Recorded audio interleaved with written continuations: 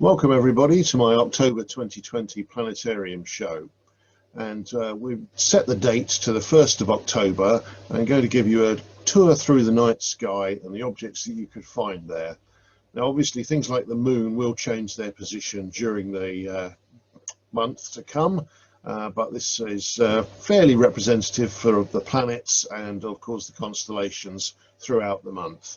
So hopefully you can use this and go out and enjoy some of the sights of the night sky. So I'll set things moving and we'll swing over towards the western sky. It's around about 4 o'clock in the afternoon at the moment, and the sun is just above the horizon there. It's going to set downwards as we let time run forward. You'll see the sky start to change. The sun's heading down now towards the horizon, down below those trees, and the sky goes that beautiful orange color. And then as we get towards about 7 o'clock, that's when you'll start to see the first stars. And in this direction in the sky we'll find one of the brightest stars in the northern sky, Arcturus. Now Arcturus is a little bit larger and more massive than our sun, but it's much older. It's about 7 billion years old, and so it's already started to enter the red giant phase and swelled up, and is now got a cooler red coloured surface rather than the yellow colour of our sun. But we'll let the time move forward till about 8 o'clock, just so that we get rid of the last of the twilight, and you'll see that more of the stars are coming out, many more of the fainter ones. So there's Arcturus setting down towards the west. Now we'll swing south, and most obviously we have the planet Jupiter almost due south at this time, 8 o'clock on the 1st of October. And there is the telescope's view of the planet Jupiter with its cloud belts and its 4 moons strung out along its equatorial line there. So we've got Io, Europa, Ganymede and Callisto, the 4 moons that were discovered by Galileo the first time he viewed Jupiter with a telescope. But with this we can create the effect of a more powerful telescope and zoom right in on the planet in all its detail here. We've got the great red spot there, that giant hurricane. Even Galileo saw that over 400 years ago now. And the 2 main cloud belts running across the middle, plus the lesser whorls and spots and the darker equatorial regions there. Now we'll have a look at the moons in order. So the nearest to Jupiter of the large moons is Io, and this is the most volcanic world in the solar system. We can zoom right in and you can see the yellow color of sulfur, but the black marks, those are all the craters of active volcanoes spewing sulfur onto the surface. It's quite an incredible the active little place, just a little bit smaller than the Earth's moon. Also about the same size is the second moon out, Europa. Very different to look at. It looks white rather than yellow, and that's because it's covered in ice. But the ice has these grooves and cracks across it which reveal that underneath there is some sort of salty, warm ocean which is a possible habitat for life, and organic material seems to be swelling up through the cracks in the ice onto the surface. So we pull back and then swing over to the left here and zoom in on the largest moon of Jupiter, in fact the largest moon in the solar system. This is Ganymede. If Ganymede orbited the sun we'd call it a planet, but it orbits Jupiter so we call it a moon. But it's actually larger than the planet Mercury and covered in these weird icy glaciers, and this too might have an under the surface ocean which could be a potential habitat for life.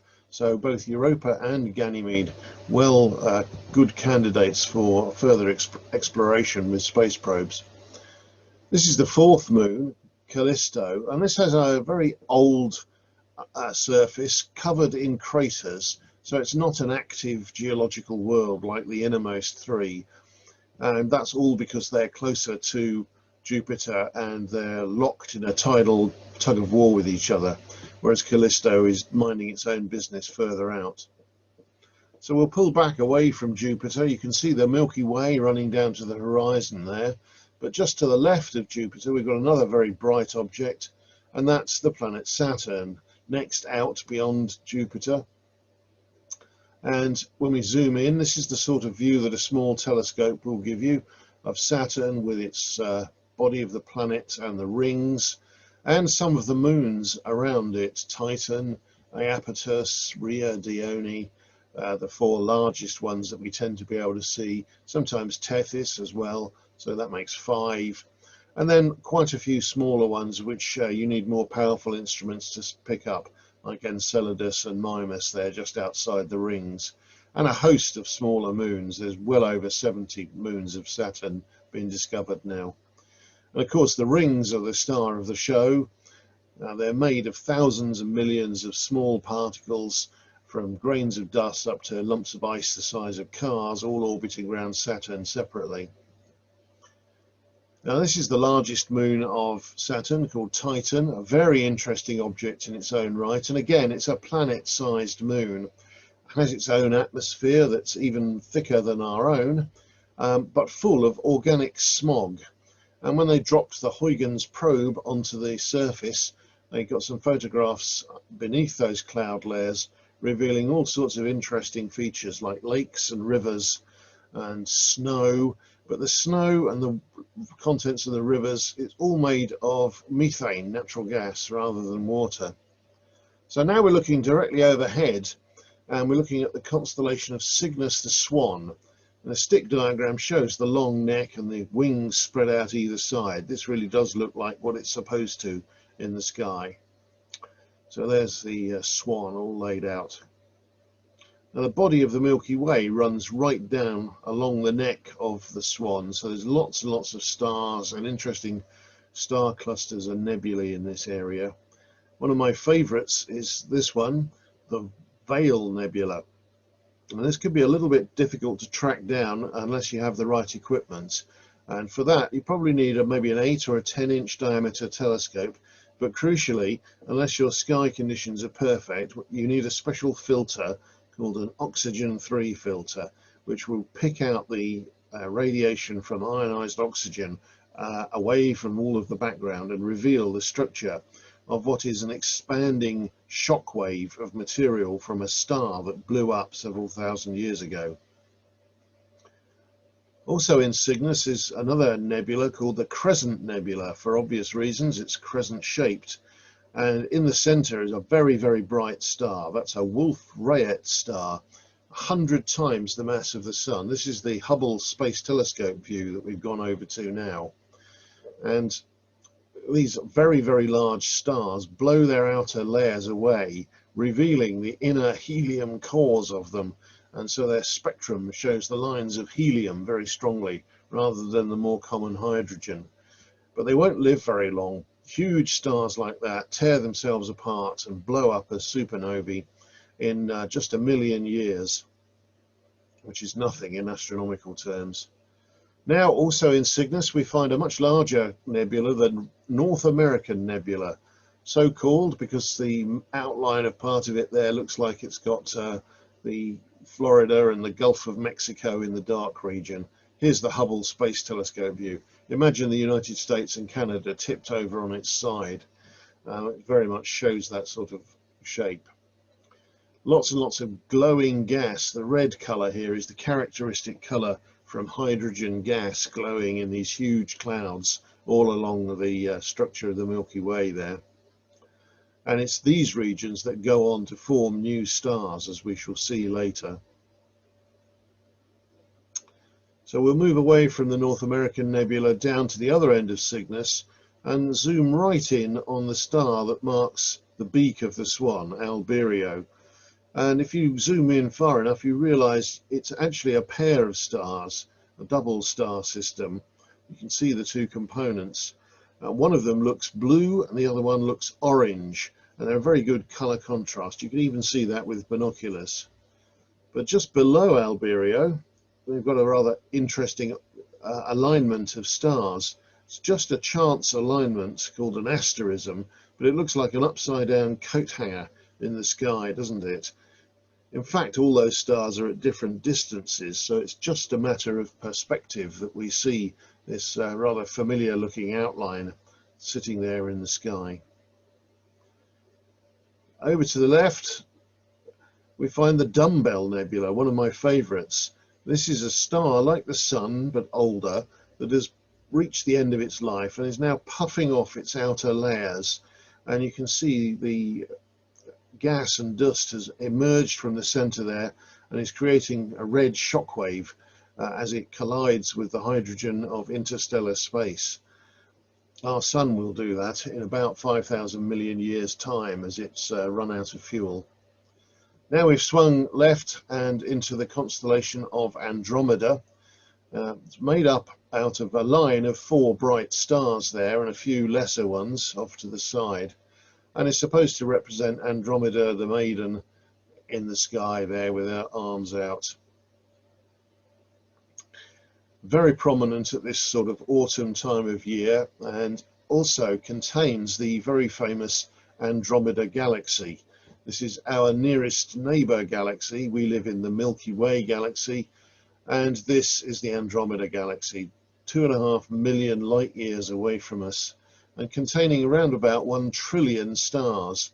A little bit bigger perhaps than the Milky Way that we live in, but very similar in structure, with tightly packed stars in the nucleus.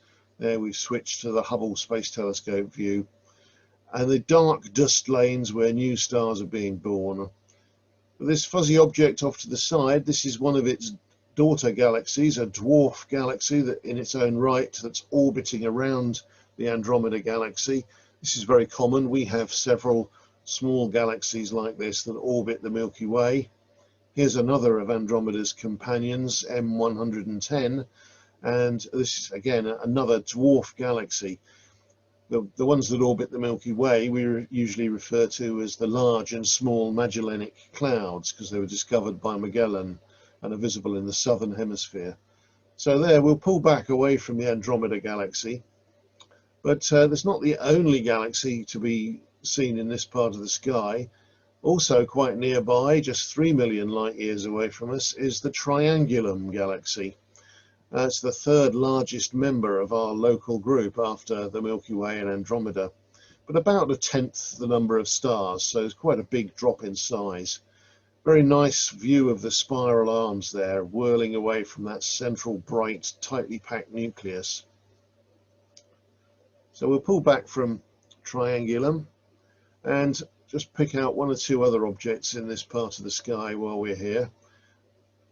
Further away at 27 million light years, so 10 times further than the Andromeda galaxy, is the Outer Limits galaxy, another spiral, but this time we're viewing it almost perfectly edge on. So you see the central bulge and then the dark dust lanes seeming to divide the spiral arms down the middle there, making it look like 2 fried eggs back to back.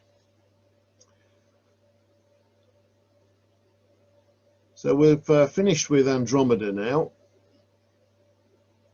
and what we'll do is let the time run forward till 10 o'clock in the evening, and that will reveal the moon rising high in the sky.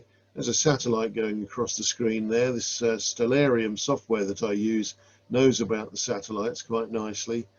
So we'll just pivot the sky around a bit to get the view I want, and then we'll go and have a look at the moon and Mars. So here's the moon, very much a full moon, and when the moon is full you see all those dark mare, the giant impact basins on the surface where ancient asteroids or even mini moonlets crashed into and merged to make the moon that we have now, and also lots of lesser, smaller craters all over the surface. It's quite a sight at full moon. Very, very bright indeed. Just next to it, we have the constellation of Pisces, the fish, and this is really just 2 lines of stars that have little circlets on the end of them like that. I'm quite sure how they managed to make these appear to the imagination as fish, but there we have it. Constellation of Pisces, and that's just the arm of Andromeda, and the triangulum, so you can see where we are in relation to those other constellations. But just to the left of the moon, there's a very bright orangey red looking thing, and that is Mars. And this month in October, Mars is at closest approach to the Earth. We are actually overtaking Mars on the inside, and it's only 35 million miles away. And that gives us a really super view of it. There's the disk of the planet and its two moons, Phobos and Deimos, Fear and Terror. Mars being the god of war, very appropriate names for its moons, I think. And you can see the dark markings on the surface and even some straight lines that are once upon a time led people to think there might be canals dug by Martians. But when we zoom in, we reveal that those straight lines are not really the narrow linear features.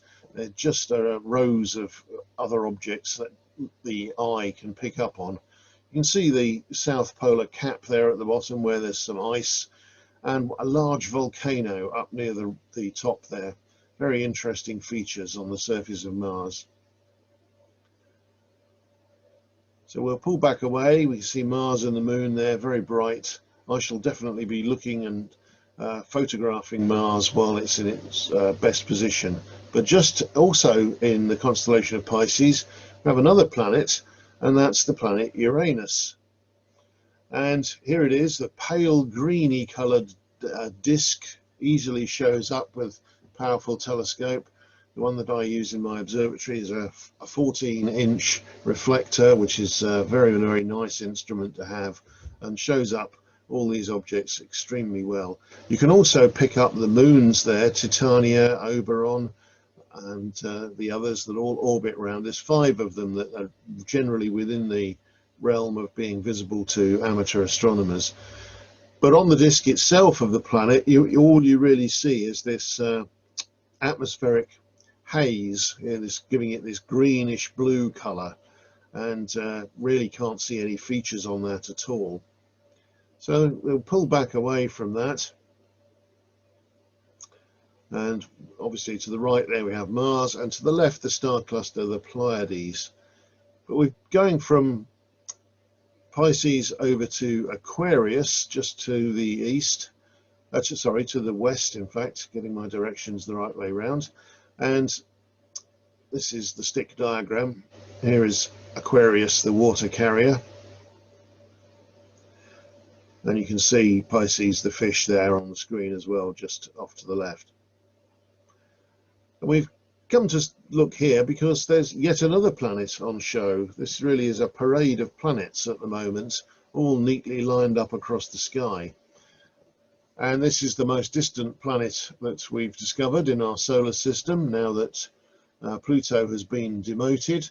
In fact, we're going to actually zoom in on Ceres, the dwarf planet. I was just about to mention that. Pluto was demoted to dwarf planet, and Ceres, the largest of the asteroids, promoted to dwarf planet status. So here it is, just 950 kilometers across. A nice little round world that orbits between the orbits of Mars and Jupiter. But of course it shares its orbits with all the other members of the asteroid belt, and that's why we don't class it as a full-blown planet in its own right. And that's the same reason for Pluto being a dwarf planet. We can zoom right in with the power of this software and see the craters all over the surface of this interesting little world. Slightly soft looking craters and 1 or 2 white spots where there seems to be ice or possibly even water coming up from beneath the surface. So Ceres could be somewhere where we find another of these subsurface oceans and a possible habitat for life. It may even be liquid water underneath there now today. But now we'll go and look at Neptune, the furthest of the largest planets that we know of in our solar system. Not to say that there aren't more yet to be discovered, but this is the blue disk of Neptune, and its little collection of moons there, those are all too small to see with an amateur telescope. There are only 2 that you can really trace, and they're both further away from the body of the planet to be seen in this view. And the faint rings, again, too faint for an amateur telescope to see, and only discovered when the spacecraft Voyager 2 visited Neptune back in 1989.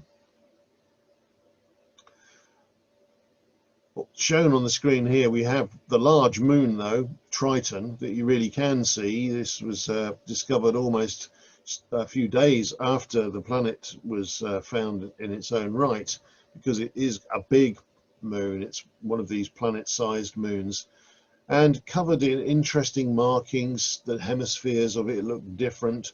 There's the cantaloupe terrain, and then the ice-covered frosted terrain with these black marks that you saw there, that we think are liquid nitrogen geysers spewing liquid into the atmosphere of Triton and raining out onto the surface, carrying soot with them. And for a small object that far out in the solar system, having geological activity was a real surprise, and still a little bit of a mystery as to quite where the source of energy for all that activity is coming from. So that was Neptune and Triton, and before that the asteroid or dwarf planet Ceres. So now we're going to move this time forward to the pre-dawn sky to 5:15 a.m. and just catch one more planet before we end, and perhaps my favorite constellation of all of the night sky. We will see that much better in the evening skies later on in sort of December, January, February. It will be riding high. But if you really are an early bird and you get up at 5 o'clock in the morning, you'll be able to see it over here. And this is the constellation of Orion. So we'll just pull back a little bit. There's the stick diagram of Orion the Hunter, with his arm raised and his shield out before him, or some people think it's, as this artist has done here, an animal pelt held over his outstretched arm. The three stars in the middle there mark Orion's belt, and the feature below it marks his sword. We'll go to the top left first and look at the red giant star Betelgeuse. Very, very obviously red, and this has been misbehaving in the last 12 months. It faded away around Christmas of 2019, and we're expecting that it's going to run out of fuel and explode as a supernova. So it got people very excited that maybe it was about to do so, but it seems to have returned to its normal self again now. So we may have to wait a bit longer, perhaps up to 1 million years longer. It's not an exact science predicting when these are going to explode. Here's the Orion Nebula, though, my favorite object of all in the sky. You can see it even with the naked eye, binoculars, or a small telescope, but a large telescope reveals it in all its glory. This is where new stars are being formed out of a cloud of gas and dust, and the new stars have blown a hole in the center. You can kind of see the bubble where they have blown away the material and the shell, the cocoon out of which they were born.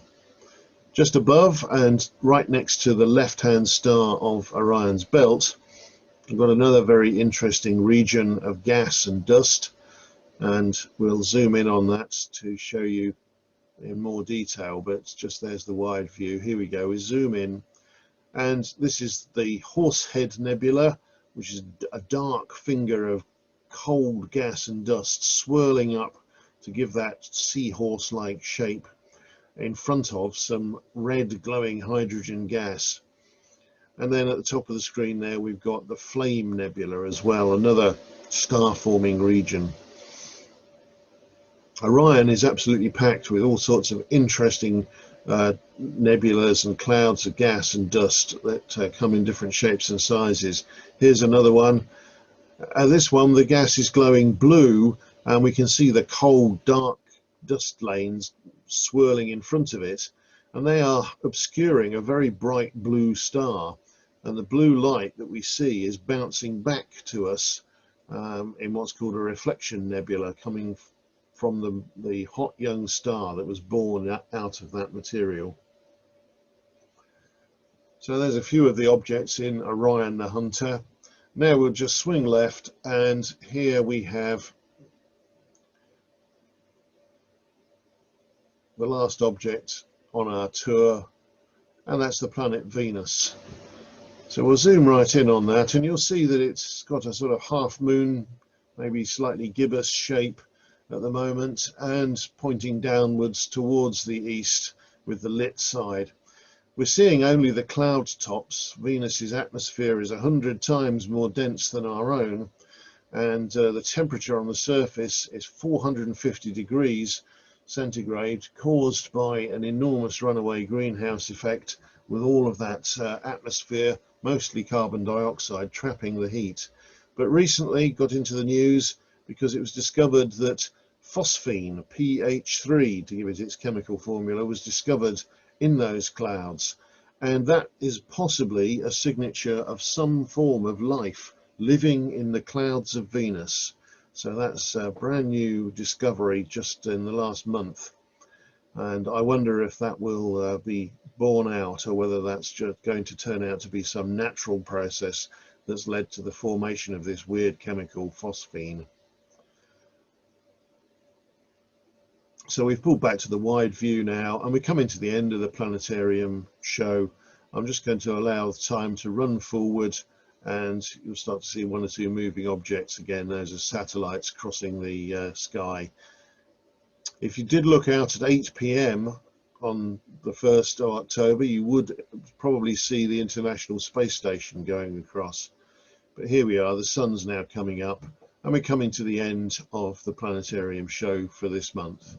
I hope it helps you go out and identify one or two of the objects that you can see in the sky, and maybe turn the binoculars or a telescope if you're lucky enough to be able to have access to one, and see if you can find things like the rings of Saturn, the moons of Jupiter, maybe even the disk of the planet Mars. Well worth having a go. So thank you very much, and we'll bring the planetarium show to an end there. Do have a look at my other videos, and subscribe to my channel by clicking on the button.